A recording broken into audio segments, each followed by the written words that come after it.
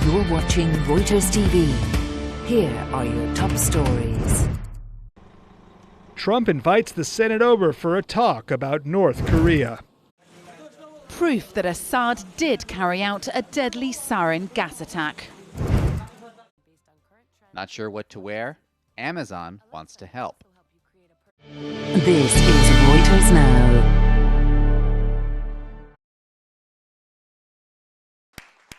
President Donald Trump hosting the entire U.S. Senate at the White House Wednesday for classified briefings on the situation with North Korea. In an unprecedented move, the senators bust from the Capitol by a president eager to show he's taking steps to deal with Kim Jong-un. Front and center at the White House talks North Korea's recent threats, including against a U.S. carrier group arriving in the region, the strike force sent by Trump after a series of provocative missile tests, and deeper concerns Pyongyang is on the way to having a nuclear missile capable of reaching the United States.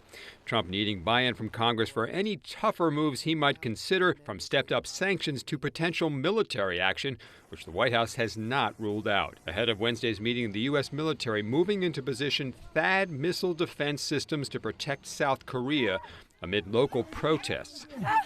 U.S. Pacific Commander Admiral Harry Harris briefing lawmakers on THAAD in Washington on Wednesday, which will be operational in the coming days and able to better defend South Korea against the growing North Korea threat.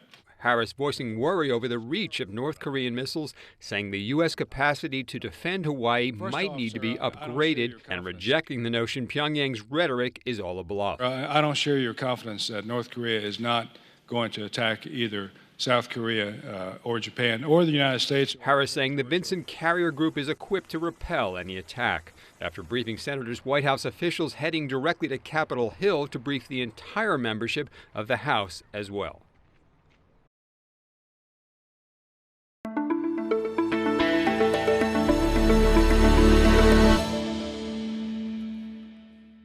North Korea does not have a ballistic missile anti-ship weapon that would threaten the Carl Vinson Strike Group. The weapons that North Korea would put against the Carl Vinson Strike Group are easily defended by the capabilities resident in that strike group. If it flies, it will die if it's flying against the Carl Vinson Strike Group. So I'm confident in that strike group's ability to not only defend itself, but to project power if that is the call that we receive from the President and the Secretary of Defense, sir. French intelligence says it was Syrian government forces that carried out a sarin nerve gas attack on April the 4th. A declassified report revealing units loyal to President Bashar al-Assad orchestrated the deadly assaults in the north of the country, and showing that Assad or members of his inner circle ordered the strike. S'agissant de la nature du produit, nous savons maintenant que when it comes to the nature of the product, we know that the chemical agent responsible for the deaths of more than 80 people is indeed sarin.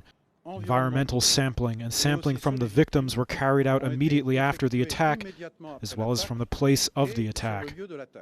The attack prompted the United States to launch a cruise missile strike on a Syrian airbase, its first deliberate attack on the Assad government in the 6-year conflict.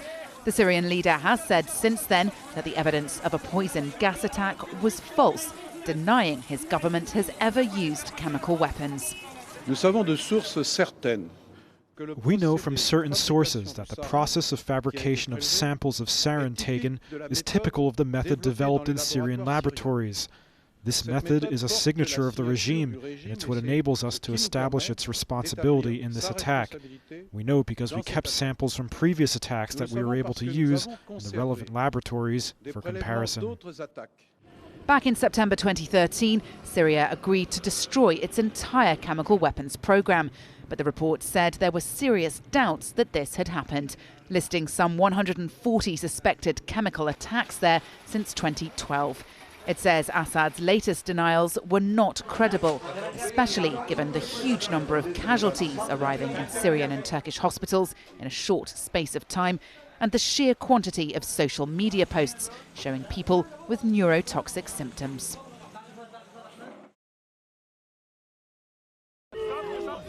Boos for Emmanuel Macron Wednesday, showing the second round of the French presidency won't be an easy ride. even if pollsters expect him to thrash the far-right's Marine Le Pen with about 60% of the vote in a runoff on May the 7th. The centrist and former banker got a rough reception from striking workers at a tumble dryer factory in northern France. And Le Pen sought to steal his thunder with a surprise visit the same day. The strikers' jeers underscore the delicate balance Macron must tread, especially on the economy. The centre-right wooing him Wednesday with a charm offensive that aims at more than just keeping Le Pen out of the presidential palace. Former President Nicolas Sarkozy threw his weight behind him Wednesday. Republican candidate François Fillon has done the same. Macron's En Marche centrist political movement is just a year old and risks being a minority in Parliament. So the Republicans hope to do well enough in June parliamentary elections to offer him a shoulder to lean on in return for the premiership. Adding to Macron's challenges, hackers. His campaign team confirming they've been targeted by sophisticated phishing attempts, trying to trick them into handing over their email credentials. And Le Pen, of course, remaining a force to be reckoned with. Her campaign unveiling a new patriotic slogan for the second round, Choose France. No mention on the poster of her National Front party, the day after she stepped down from its leadership to trawl for broader support from voters.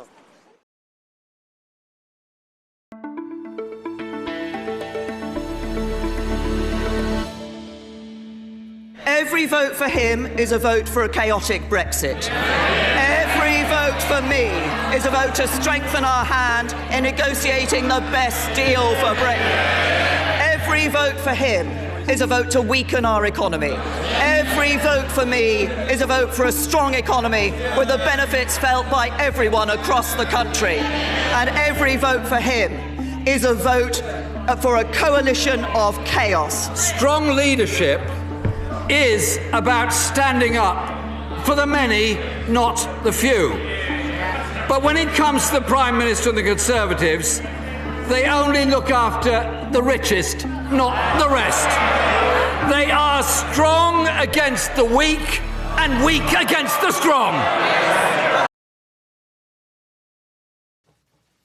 U.S. Treasury Secretary Steve Mnuchin on Wednesday unveiling the Trump administration's plan to overhaul the U.S. tax system. Under the Trump plan, we will have a massive tax cut for businesses and massive tax reform and simplification. The plan includes sharp reductions in corporate income taxes and businesses' overseas profits. It also pares down the number of individual tax brackets to just 3, a tax cut for most Americans.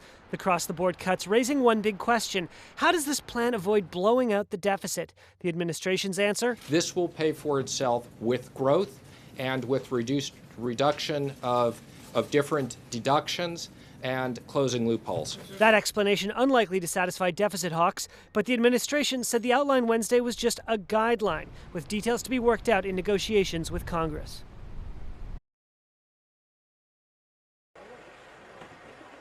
Just what took authorities so long to remove such disturbing content?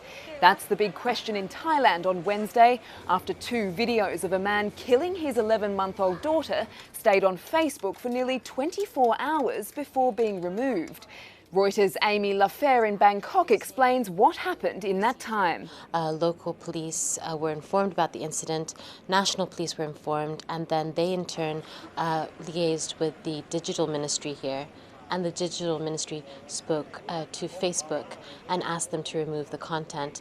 Now, what police told us today is that because of the time difference between the United States and Thailand, that was partly a factor in why it took so long to remove the inappropriate, the traumatizing video of the killing. A relative has told Reuters the family was too traumatized to think about removing the video and were too concerned with finding the baby and the father, who had turned off the camera and committed suicide. I can only try to come to terms with the fact that she's gone. All I could think was I want to take my own life. If I could, I would take my daughter's place. Authorities say the child's death is the first known killing broadcast on Facebook in Thailand, adding to a serious problem already on social media in the country. Well, the health ministry says that they are reporting about 1 to 2, on average, 1 to 2 videos of suicides per month. Now, those videos aren't necessarily Facebook Lives, but they are videos that are posted to social media. Authorities are now looking into how it handles cases in the future, saying it's taking this week's video as a lesson, but it can't be fixed overnight. Alexa, take a video. She already reads you the news and buys you paper towels, but now Amazon is turning Alexa into your fashion assistant. The company Wednesday launching a voice-controlled camera, the Echo Look, and an app that recommends which of 2 outfits is best using fashion specialists' advice and algorithms that check for the latest trends.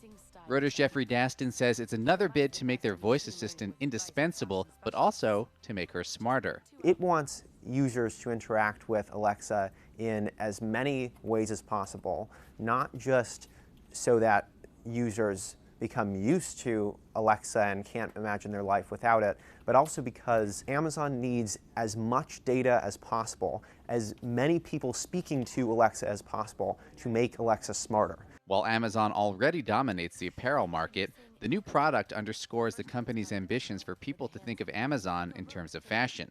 And the Echo Look could create a new path for Amazon to get into people's closets. While there is no commerce component to the Echo Look today, analysts envision that this could be a jumping-off point for Amazon where more people associate Amazon with fashion because it's weighing in on consumers' fashion choices, and where one day maybe Amazon can virtually project what an outfit would look like on someone, and then they can go buy it. The Echo Look retails for $199.99 and is currently available, quote, by invitation only. Twitter reporting better than expected user growth. That's a sentence investors haven't heard in quite some time. But on Wednesday, Jack Dorsey's social media company posting a 6% rise in monthly active users from a year ago, sending its stock soaring. That's 9 million more tweeters. Not astronomical by social media standards, but for Twitter, it could mean something's finally clicked. Maybe it's the updated offerings, including live video broadcasts from its app, or Twitter's renewed commitment to crack down on trolls, the company saying Wednesday it's seeing fewer reports of abuse. But there's still that other problem, how to make money. Twitter's quarterly revenue actually falling for the first time ever, including its advertising revenue, which dropped by 11%, more than Wall Street analysts had expected. Twitter's total user growth, now 328 million, still looking slim against Facebook's more than 1 billion, with rival Snapchat rumored to have more daily active users, a number that Twitter doesn't report. Twitter's weak performance over the past 2 years raising questions about Dorsey's leadership and whether the company would be sold. But so far, no buyers have approached. She's the best in the world at wielding a tennis racket. A smartphone, not so much. Serena Williams admitting she accidentally posted that now famous selfie that spilled the beans on her pregnancy and rocked the social media world as a result. The picture, captioned 20 weeks, was posted to Snapchat last week but deleted minutes later by Williams, who says she simply meant to store it for personal use. Williams admitting the gaffe in an interview with Gayle King during a TED Talk Tuesday, explaining she's been snapping weekly selfies of her pregnancy, but had told very few people of her status by Wednesday's photo blunder. She found out she's pregnant, she said, just 2 days before the Australian Open, which she went on to win, beating Sister Venus. The 35-year-old, who's engaged to Reddit co-founder Alexis Ohanian, regained her #1 world tennis ranking Monday, the same day she posted an Instagram message to her unborn child, quote, "From the world's oldest #1 to the world's youngest #1." Williams telling King she plans to continue playing after her child is born. You're up to date. Check back later as stories develop.